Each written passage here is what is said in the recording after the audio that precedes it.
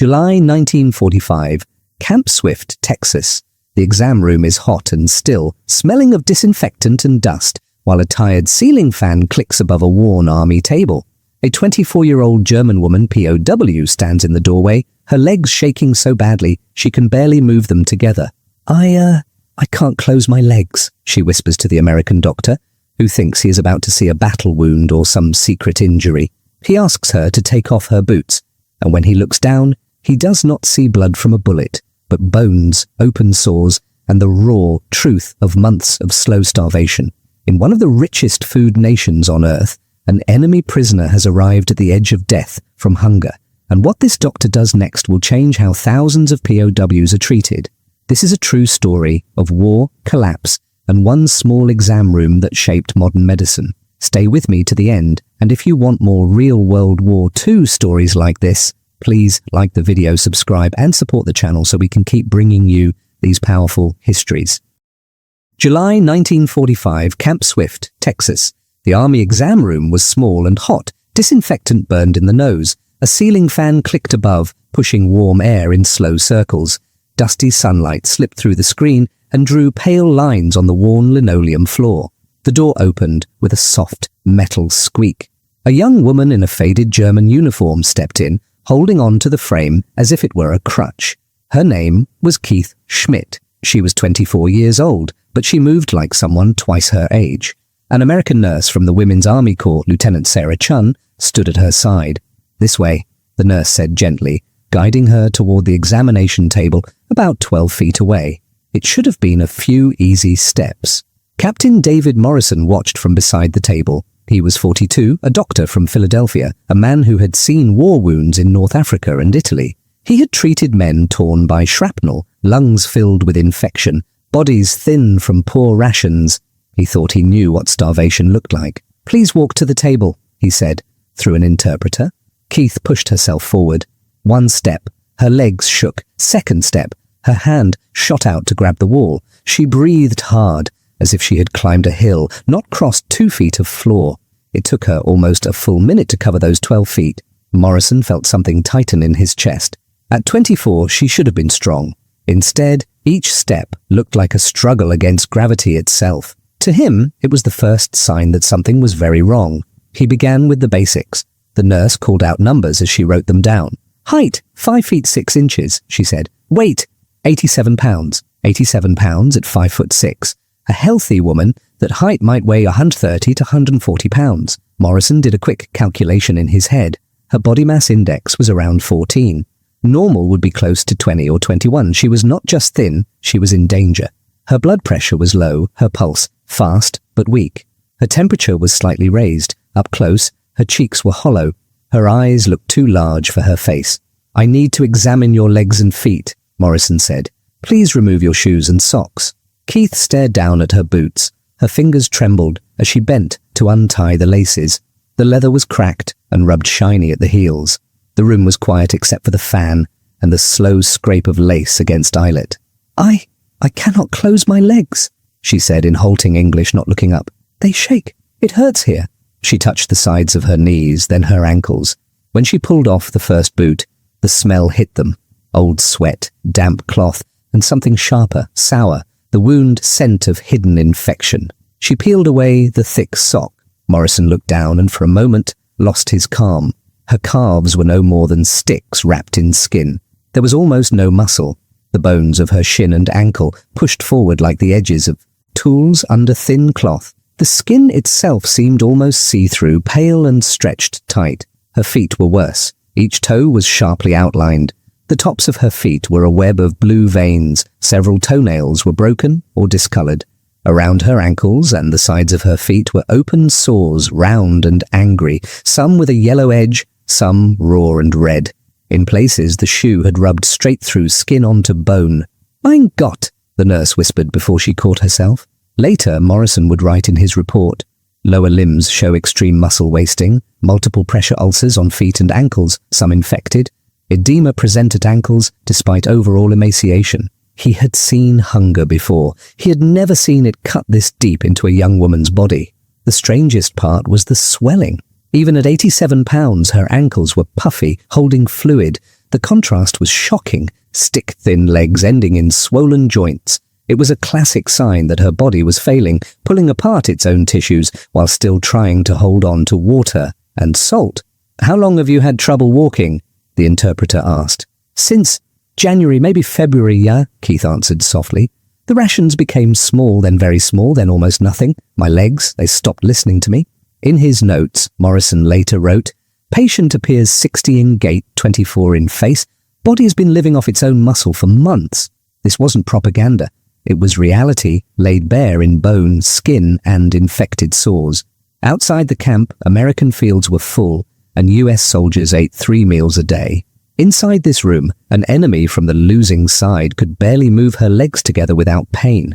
It was a cruel paradox. In the richest food nation on earth, the prisoner in front of them was starving to death. Morrison finished his first exam in silence. He knew at once this was not a simple case of a little underweight.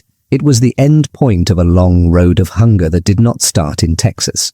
To understand how a healthy clerk from Hamburg had come to America with legs like twigs and feet full of wounds, he would have to look back across the ocean to the last, desperate months of a collapsing Reich, and to the rations that shrank day by day until there was almost nothing left. To understand Keith's thin legs in Texas, the story has to go back to Germany months earlier, and to a country that was running out of everything. In early 1944, Keith Schmidt was an ordinary young woman in a grey office. Not on a battlefield. She worked as a clerk in a supply office near Hamburg. Her job was paper, lists of food, fuel, uniforms, train schedules, warehouse reports. Germany still called itself the land of order and planning. Trains ran on time, forms were stamped, rations were counted. At first, the war only brushed against her life. The air smelled of coal smoke and wet paper. The sound of typewriters and rubber stamps filled the room. Her ration card gave her bread, a little meat, some fat. It was not rich, but it was enough. Then the bombs came more often. Hamburg was hit again and again. At night, the sky glowed orange, sirens screamed, the ground shook under her feet, warehouses burned, rail lines twisted in the heat. Whole districts turned to black ruins. She remembered the taste of dust in her mouth and the grit that settled on her desk the next morning. As the destruction spread, the numbers on her forms began to change. Trains that had always arrived now did not. Warehouses that had always been full now reported almost nothing. Food that had been promised to civilian workers was sent to soldiers at the front instead. The rations became smaller, then very small, Keith later told an American interviewer. At first they cut sugar, then meat, then even bread. We were told it was temporary. It was not. By late 1944, a normal German civilian ration in many cities had dropped to around 1,200 calories a day, far below what a young adult needed to stay healthy. On paper, workers like Keith were supposed to get a bit more. In practice, the papers meant little when trains were bombed and depots empty. There was another cruel twist. Men at the front were the highest priority. Factory workers came next. People like Keith, who worked in offices and on telephones, were placed at the bottom.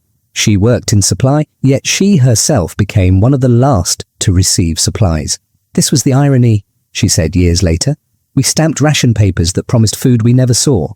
By January 1945, her meals shrank to a thin soup and a crust of bread. Some days there was only the soup. It was mostly warm water with a few potato skins or pieces of turnip. The taste was weak and bitter. Her stomach growled all day. Her body began to eat itself. The winter was cold. The wind from the river cut through thin walls and thin coats. Standing at her desk, she felt lightheaded. Her fingers shook on the typewriter keys. Climbing stairs left her breathless. She noticed her skirt hanging loose, her belt needing extra holes. By March, many in her office ate one real meal a day, at most. Some counted themselves lucky to reach even 800 calories. Keith and her friends tried to laugh about it, but their laughter came out thin. "We ate anything," she recalled. Dandelions, nettles, beet tops. Once there were biscuits, but they were mixed with sawdust to make them larger. We ate them anyway. In April, supply lines broke completely in some areas. Bridges were down, rail yards smashed. Her unit retreated west from one makeshift post to another, always walking, always hungry. Her boots, once tight, now slipped on her feet because she had lost so much flesh. The leather rubbed new paths into her skin. Each day of marching opened the sores deeper. "There were days with no food at all," she said. We walked and tried not to think of it. Some people just sat down and did not get up again.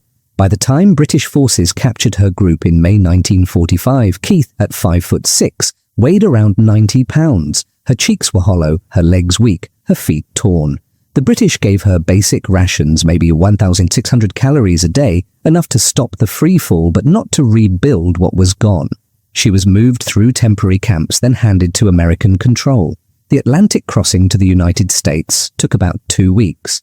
The sea was rough. The transport ship smelled of fuel oil, metal, and many bodies in close space. Keith was seasick for days. Food was there, but her stomach turned at the smell. Much of what she swallowed came back up. She likely lost more weight during that voyage. When the ship reached New York, she could barely stand through processing. Other women from her group, less weak than she was, helped her. The 4-day train ride to Texas was a blur of rattling wheels, coal smoke, and short, careful steps to the latrine, always holding on to someone's arm. By the time she reached Camp Swift, months of severe malnutrition had stripped away her strength. Medical officers would later estimate she had lived under true starvation conditions for at least 4 to 6 months. She was not a soldier from the front. She was an office worker, yet she arrived as a near skeleton. The great paradox was clear. A nation once famous for order and planning had broken so badly that even its supply clerks were starving. But in Texas, Keith would soon learn she was not the only one. When Captain Morrison began to examine the other women from her transport, he would discover that her story was not unusual at all. It was part of a much larger pattern. Keith's case stayed with Captain Morrison long after she left the exam room. That night, in the dim light of a desk lamp, he wrote a report more detailed than any he had filed before. The office smelled of ink, old paper, and the ever-present carbolic from the nearby ward. He listed every number. Height, 5 feet 6 inches. Weight, 87 pounds. Estimated BMI, 14. Severe underweight, marked muscle loss in lower limbs, multiple pressure sores on feet and ankles, some infected, signs of vitamin C and D deficiency, hair thin, nails brittle, gums inflamed, condition life-threatening without treatment. At the end, he added a line that was not just about one woman. Recommend full examination of all female prisoners in this transport. Suspect prolonged severe malnutrition may be common. The next morning, he took the report to Major Thomas Henderson, the camp's chief medical officer. Henderson read it slowly, lips pressing tighter with each line. "This is worse than we expected," Henderson said, looking up. "We knew Germany was short of food, but this is systematic starvation." "Or a complete collapse of supply," Morrison replied. "Either way, if she is typical, we have a problem that our normal intake routine won't catch." Henderson nodded. "Examine the rest. All 30 women. Document everything. We need facts, not guesses." For the next 3 days, the exam room became a quiet factory of bad news. One by one, the women from Keith's transport stepped inside. The air was always the same, the sting of disinfectant, the faint smell of old wool uniforms, sometimes the sour odor of unwashed skin and old wounds. Morrison and Lieutenant Chun moved through the same steps each time. Height, weight, blood pressure, a look at hair, teeth, skin, then legs and feet. The numbers piled up like grim statistics on a chart. Out of the 30 women, 23 showed clear signs of serious malnutrition. 15 had body mass indexes below 16, which meant they were not simply thin but dangerously underweight. 8 had bleeding gums, loose teeth, or bruises that did not match any injury, classic signs of scurvy from lack of vitamin C. 6 had swelling in their legs or ankles, even though their bodies were almost skeletal. One woman from Berlin whispered, "I used to weigh 65 kilos, now I am 42. I stopped looking in mirrors." Another, a telegraph operator, said, "We were told to be proud, to endure, but you cannot endure when there is nothing to eat." Their stories matched Keith's. Rations cut again and again, trains that never came, one thin soup a day by March, some days nothing by April. Office workers and radio operators far from the front had become the lowest priority in a dying system. Morrison's notes became a pattern rather than a list of separate cases. He wrote, "Findings consistent across majority of group. Evidence of 4 to 6 months of inadequate calories and multiple vitamin deficiencies. Condition not due to individual neglect, but to wider breakdown." He took photographs too with the women's permission.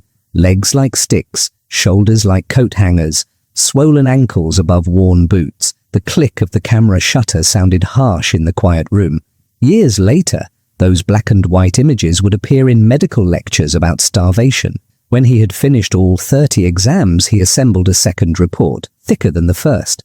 It contained tables of heights and weights, summaries of symptoms, and a clear conclusion. These prisoners were not simply enemies to process. Many were medical emergencies. Major Henderson called a meeting of the camp's medical staff. The room was crowded with doctors, nurses, and corpsmen. The windows were open, letting in the warm Texas air and the distant sound of trucks on the road. Henderson held up the report. "This is not an isolated case," he said. "Out of one transport of 30 women, more than 2/3 are seriously malnourished. Nearly half are in the severely underweight range. This isn't propaganda. It is reality, and it is now our responsibility." He laid out new rules, clear and firm. All incoming prisoners of war will receive a full medical exam that looks closely at nutrition. Anyone with a BMI under 17 will get extra rations and medical oversight. Anyone with signs of vitamin shortage will receive supplements. Vitamin C, D, B complex, iron. Infected wounds will be treated before assignment to regular barracks. We will also create a special ward for those who need long-term nutritional care. Captain Morrison will organize it. One doctor asked, "Are we equipped for this level of care for enemy prisoners?" "We will have to be," Henderson said. "The Geneva Convention demands adequate treatment. More than that, it is simply the right thing to do." The contrast was sharp. German officers had filed papers while their own clerks starved. Now American officers were writing new rules to protect those same former enemies. They had come to the camp expecting to guard prisoners. They were now, in part, protecting patients. As the meeting ended, plans began for a converted barracks. 20 beds, extra nurses, new supplies of protein foods and vitamins. The next step would be harder than counting calories on a form. It would mean rebuilding broken bodies one careful meal at a time, walking a narrow line between too little and too much. What happened inside that new ward would test not only medical knowledge but also patience. As the staff learned how dangerous it could be to feed a starving person too quickly, and how slowly hope could return ounce by ounce. The new medical ward was a long wooden barracks at the edge of Camp Swift. The army had stripped out the old bunks and lined the walls with metal hospital beds. White sheets, thin pillows, a small table by each bed. The air smelled of soap, boiled linens, weak broth, and the sharp bite of disinfectant.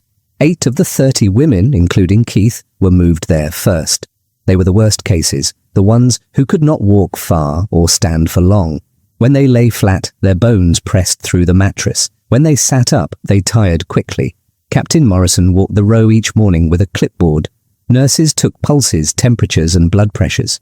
They wrote down every number, heartbeats per minute, degrees on the thermometer, pounds on the scale. These figures would guide everything. Feeding them was like walking on a knife's edge. Too little food, and they would not recover. Too much, too fast, and their damaged bodies could fail. Morrison had read about refeeding syndrome, a dangerous shock that could happen when a starved person suddenly received normal meals. Electrolytes, the salts in the blood, could swing wildly. In bad cases, the heart could stop. So the plan was strict and careful. Week 1, Morrison told the staff, no more than 200 calories a day. 6 small meals, easy foods, broths, porridges, soft eggs if they can take them. We watch closely. The first trays came rattling in. Thin oatmeal, a spoon of mashed potato, a small slice of soft bread, weak tea. To a healthy soldier, it would look like almost nothing. To these women, it was the most food they had seen in months. At first, Keith ate slowly, more because she was told to than because she felt hungry. Her stomach cramped. She felt sick after only a few bites. "There is so much," she whispered to the nurse, looking at the half-full bowl. "My body has forgotten how to eat." But the nurses urged them on, one small spoon at a time. If someone felt sick, the next portion was delayed, not cancelled. The aim was steady intake, not big meals. Morrison ordered daily weights. The numbers barely moved in the first week. Some women gained a pound, some nothing at all. One lost a little water, as the worst of their swelling eased. "Do not be discouraged," he told them. "Your body is learning again. This takes time." In week 2, calories rose to around 1,500 a day. The food grew slightly richer, more potatoes, a bit of meat, thicker soups. Vitamin tablets were added. vitamin C for their gums and skin, vitamin D and calcium for their bones, B complex for nerves, iron for their thin blood. The tablets were chalky and bitter on the tongue, but they were vital. By the end of that second week, Keith had gained about 3 pounds. It did not show much to the eye, but she felt small changes. The constant chill eased a little. The sores on her feet, now cleaned and dressed each day, started to close at the edges. The swelling at her ankles began to fade as her body's fluids came back into balance. "There is less fog in my head," she told Morrison during one exam. "I can think without so much effort. It is strange. I almost feel guilty." "Guilty for what?" he asked. "For eating so well when my mother is still in Hamburg," she said. "She has less than this, I'm sure." The paradox was painful. In a land of plenty, the enemy prisoner was gaining strength, carefully counted calorie by calorie, while her family, in ruined Germany, faced empty plates. Week 3 and 4 brought further increases up toward 1,800 calories. More protein appeared, beans, small portions of meat, sometimes powdered milk, stirred into drinks. The sound of spoons on bowls grew louder. Some women began to ask for seconds. That was a good sign. Physical therapy started in small steps. At first, it meant only sitting up longer, then standing next to the bed with someone holding an elbow. The first walks were just across the ward and back. The floor felt hard under still tender feet, but the pain was less than before. By week 4, Keith's total gain reached about 8 pounds. Her face softened slightly. Her hair no longer came out in clumps on the pillow. She could walk the length of the building without stopping, though she still held on to the bed rails. Morrison took new photos, the same legs as before, but a little fuller, the sores smaller, the skin less tight over bone. He wrote, "Patient gaining approximately 2 pounds per week, muscle returning slowly, wounds healing, no signs of refeeding syndrome, emotional state improved." By week 8, Keith was up around 15 pounds from her lowest weight. She could climb a short flight of stairs if someone stayed close. By week 12, she had gained about 22 pounds in total, bringing her to roughly 109 pounds, still thin, but out of the most dangerous zone. "I thought I would die," she admitted one day, sitting in a shaft of warm sunlight by the window. "Now I can imagine a future again. I did not expect that." Across the ward, others were making similar progress. The records showed a clear pattern. With careful feeding and vitamins, starved bodies could come back. This wasn't propaganda, whilst it was reality, written in rising weights and healing skin. As strength slowly returned, so did words. Morrison and Keith began to talk more during their weekly checks. She spoke of Hamburg, of propaganda, of what she had been told about Americans. Those conversations and the letters that followed would soon show another strange truth. Sometimes an enemy camp could be safer than home. By late autumn 1945, the air at Camp Swift had cooled. Mornings were crisp, and the ward's open windows let in the smell of dry grass and distant wood smoke instead of only dust and heat. Inside, the women in the nutrition ward were different too. There was still tiredness, but there was also quiet laughter, the clink of spoons, the creak of beds as people sat up on their own. Keith could now walk across the compound without help. She weighed about 109 pounds, more than 20 pounds above her lowest point. Her legs still looked thin, but she could climb stairs slowly, carry her own tray, even help fold linens at a table by the window. Her mind, once dulled by hunger, felt sharp again. With strength came questions. One day, during an exam, she asked Morrison, "How is it that I eat better as a prisoner than I did as a free person in Germany?" He paused before answering. "Because here, supplies still move," he said simply. In 1944, the United States produced more than enough food for its own people and for its armies overseas. Our ration system limits choice but not calories. We have no true famine here. But at home, she said, we were told you were starving too, that American cities were in ruins, that your people were thin. Morrison shook his head.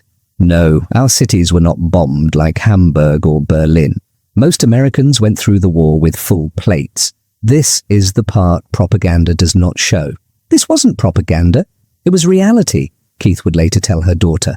I saw with my own eyes that the hungry enemy we were promised did not exist. As winter approached, the Red Cross told camp authorities that some prisoners would now be allowed to send letters home. 6 months had passed since Germany's surrender. Mail routes were broken, but slowly reopening. There was a limit. 1 or 2 short letters carefully censored, nothing about military secrets. For Keith, the hardest part was the first line. How did she tell her mother somewhere in ruined Hamburg that she was safe, gaining weight, and sleeping in a clean bed in Texas? She began simply, "Dear Mama, I am alive. I am in a camp in America. It is called Camp Swift in Texas. I am writing to tell you that I am well and that you must not worry." The paper smelled faintly of ink and dust.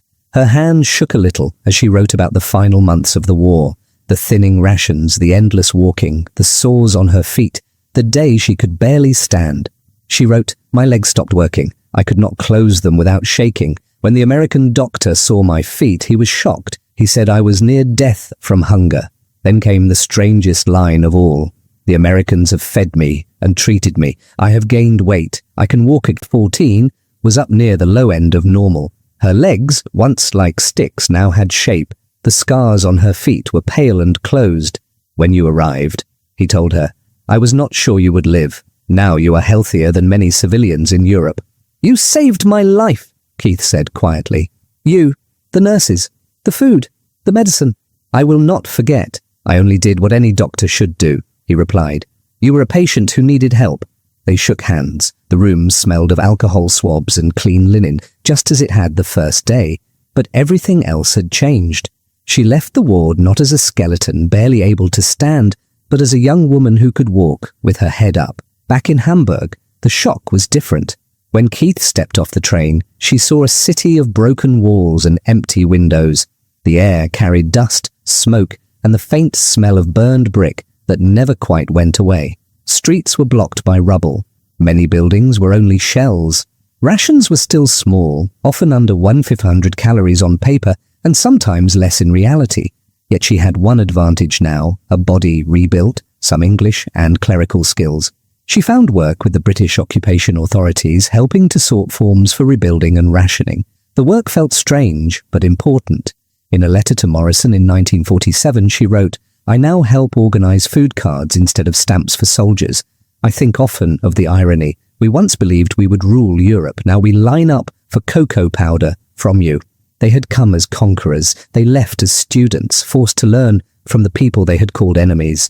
In 1950, she wrote again, "Hamburg is slowly rising from the ashes. I have married a man who was also a prisoner. He was in France. He says he, too, was fed better in captivity than at home. We talk often of this paradox." By 1955, another letter said, "We have a daughter now. She is healthy and well fed. When she asks about the war, I tell her about Texas, about the American doctor who treated me as a human being. I want her to know that enemies can show kindness and that this is not propaganda, as it is reality I lived." Morrison also moved on. He was discharged from the army in June 1946 and returned to Philadelphia. But he did not forget the ward in Camp Swift. He opened a medical practice with a special focus on nutrition and recovery. On his office shelves were thick folders from Texas, over 30 full case histories, more than 100 pages of charts, photos, and notes. In the late 1940s and early 1950s, he published several scientific papers using that data. One study detailed how carefully increasing calories from 1,200 to 1,800 a day, plus vitamins, could safely bring people back from severe malnutrition. Another warned about refeeding syndrome and set guidelines for avoiding it. These papers were soon cited again and again. Medical schools used them to teach young doctors how to treat famine survivors. In a 1978 interview for a medical journal, a reporter asked him, "What was your most important case in the war? A battle wound? A major operation?" Morrison shook his head. "It was a young woman who could barely walk 12 feet because she had been starving for months," he said. "Her case taught me that medicine is not about flags or uniforms. It is about seeing suffering and answering it." By 1995, a historian of nutrition who studied, "They have been correct and humane, not cruel as we were told. I receive more food here than you probably do in Hamburg. I am grateful, but I feel guilty also." When the letter left Texas in December 1945, it traveled slowly, through Red Cross hands, across the Atlantic, into a Germany where post offices were broken, streets blocked, and many buildings roofless. It took nearly 3 months to reach Hamburg. In April 1946, Keith received a reply. The envelope was thin and worn. The paper inside smelled of damp and coal smoke. Her mother's handwriting was shakier than before. Dearest child, it read, I thank God that you are alive and healing. Do not feel shame for being fed. It is a comfort to me to know that somewhere you have enough to eat. Hamburg is in ruins. We live in 2 rooms with relatives. Our ration is small, but we survive. Come home when you are allowed. We will rebuild together. The contrast was sharp. In Texas, Keith was on 3 careful meals a day, plus extra bread and milk as her weight returned to a healthy range of around 120 pounds. In Hamburg, a typical official ration could be far below WWII 500 calories, and often much less in practice. Yet it was the mother in ruins telling the daughter in safety not to feel guilty. While these letters moved slowly across oceans, Morrison's case files moved much faster through the US Army's own system. His reports on the 30 women at Camp Swift, with their tables of weights, symptoms, and recovery, were copied and sent to the War Department's Medical Command in Washington. In October 1945, a senior medical officer, Colonel James Bradford, arrived at Camp Swift to see for himself. He spent 3 days reading the files, looking at the photos, talking with the patients. He walked through the ward, the smell of soap and stew in the air, past beds where women from the losing side now rested under American blankets. This is remarkable work, he told Morrison. You saw that this was not an isolated case. You changed intake rules and built a program. You have more than 30 full case histories with months of follow-up. This will shape how we treat prisoners everywhere. Morrison answered quietly. I was just doing my job, sir. No, Bradford replied. You were documenting what happens when a modern state collapses and stops feeding its own people. These records will be studied for years, by doctors, by historians, maybe even by those who plan for future crises. In that moment, the exam room in Texas became more than a place where one doctor and one patient met. It became a window into bigger truths, about war, about hunger, and about how an enemy's body can tell a story no speech ever could. Soon the war would be over for Keith. Repatriation lists were being drawn up. Hamburg waited, damaged, but still there. And long after she went home, the papers that carried her numbers, 87 pounds, then 109, then 118, would continue to travel, shaping ideas about medicine, responsibility, and humanity.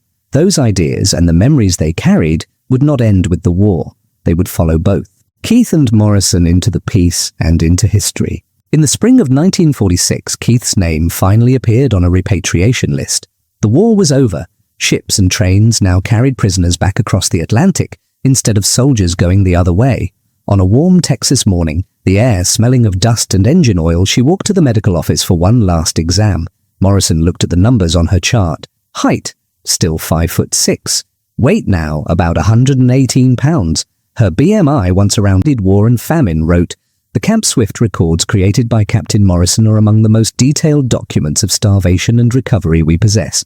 His week-by-week measurements and careful photos formed a template for modern treatment of severe malnutrition in crisis zones.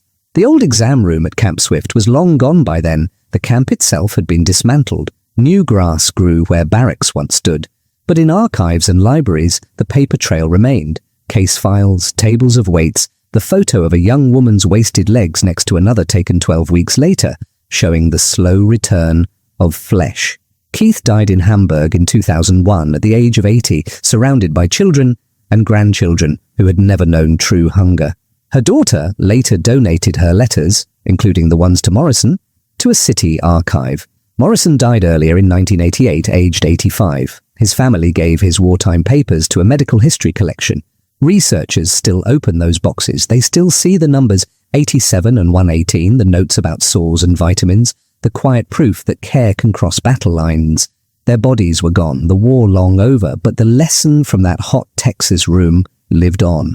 When a doctor chose to see a patient instead of a prisoner, he changed not only one life, but also how the world understood hunger, recovery, and responsibility. The story of Keith Schmidt and David Morrison begins with one shocking sight: legs so thin they could barely hold a body upright in a land of overflowing storehouses. It grows into something larger, a record of how a modern nation let its own people starve and how its enemy measured, fed, and healed them. The contrast is sharp. One side preached strength but lost control of bread and trains. The other side dropped bombs yet kept its prisoners alive with careful care and calories. They had come as conquerors, they left as students, learning that power without responsibility leads to ruins and empty plates. In the end, America's greatest weapon was not its bombs, but its abundance, and the choice to share it, even with those who once wore the enemy's uniform.